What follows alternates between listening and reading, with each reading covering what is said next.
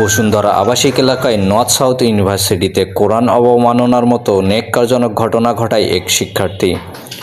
অপূর্ব পাল নামে ওই শিক্ষার্থী বিশ্ববিদ্যালয়ের হলে প্রকাশ্যে কোরআন মাটিতে ফেলে পা দিয়ে লাথি মারে এবং কোরআনের পৃষ্ঠা ছিঁড়ে ভিডিও ধারণ করে। সেই ভিডিও সামাজিক যোগাযোগ মাধ্যম ফেসবুকে আপলোড করলে তা দ্রুত ছড়িয়ে পড়ে।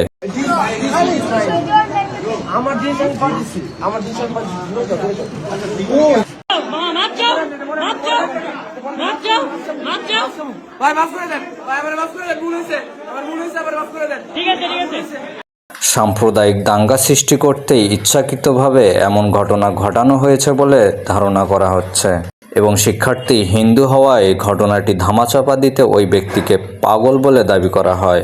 বিশ্ববিদ্যালয় কর্তৃপক্ষ তাৎক্ষণিক বিষয়টি জানতে পারলে পরিস্থিতি নিয়ন্ত্রণে আনতে ওই শিক্ষার্থীকে সরিয়ে ফেলে। তবে ভিডিওটি দ্রুত সামাজিক মাধ্যমে ছড়িয়ে পড়ায় শিক্ষার্থী ও জনসাধারণের ক্ষোভের মুখে ওই শিক্ষার্থীকে আটক করে গণধোলাই দিয়ে পুলিশে দেওয়া হয়।